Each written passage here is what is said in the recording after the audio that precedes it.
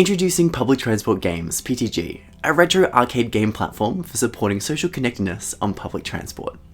Many inner-city workers catch public transport as their main mode of transport, going to and from work, running errands, or catching up with family.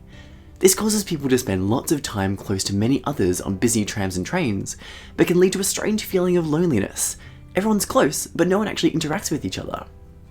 Public transport forces strangers into intimate proximities that lead to what Risto Janila describes as civil inattention, deliberately trying to avoid any kind of contact. This forced disconnection has been linked to a worrying trend of increased loneliness in our urbanizing world. In a meta-analysis of 345 studies, loneliness levels have linearly increased between 1976 and 2019. However, there's a very good reason to not talk with strangers on the train.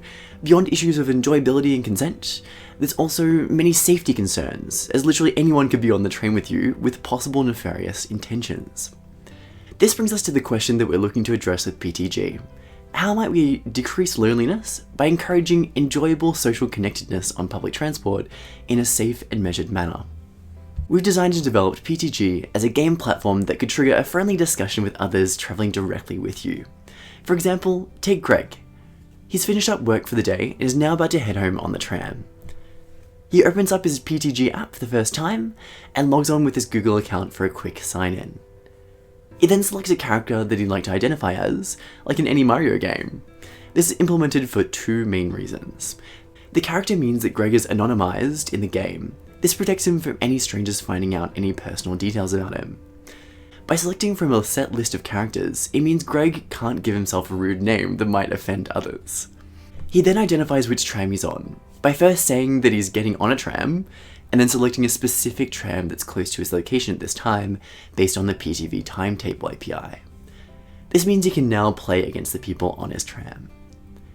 He sees a list of games that he could play, and jumps into the first one, Coin Runner.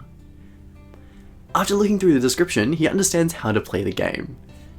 He starts the game and has a moment to catch his breath before he's into the infinite running game. He simply has to jump over each one of the ghouls and to collect coins as the speed slowly increases. Greg isn't great at the game, so he has a look around and spots a nearby person who is also playing the same game. He goes back to check the leaderboard and, wow, this guy's beaten his score. They have a brief friendly chat and could even go on to have a little competition as to who can get the highest score. This could be extended with even more people on the tram.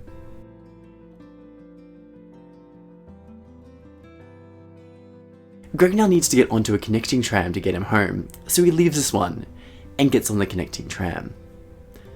He can then quickly and easily update the tram he's on, so he can now play against the people in this one.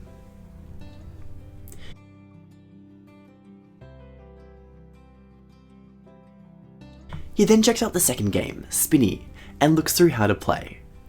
Greg plays the Spinny game, where he can use the on-screen joystick and jump button to move himself around the little island and avoid the spinning arms as they progressively speed up over the 3-minute game.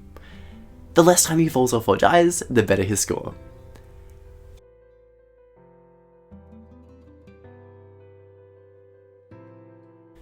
Greg then checks out the third and final game, Balance, with a similar description to the other games.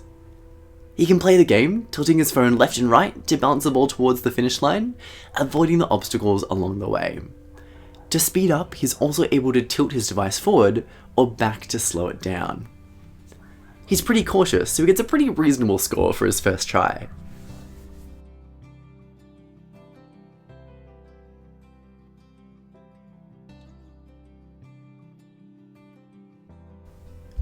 Greg would like to see his top scores across each game, so he heads into his profile to see how he's doing. While he's here, he decides to change his character to freshen things up a bit.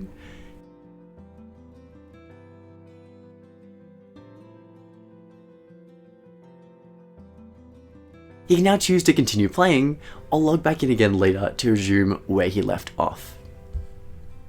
This social prompt is supported by research that shows even minimal social interactions with strangers can have a positive impact on mental health.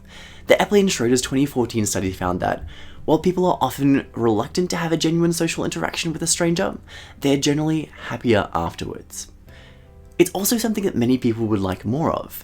A UK poll found that 33% of adults deliberately catch the bus to have more human contact. Another Australian study created a similar app called Lewien, which facilitated real-time chats between train passengers. However, we chose to avoid this kind of social networking capabilities to minimize the chance of a harassment and aforementioned nefarious purposes. PTG provides a novel way to keep people entertained on public transport, while promoting a shared experience with others travelling directly with you to encourage friendly and enjoyable social connection.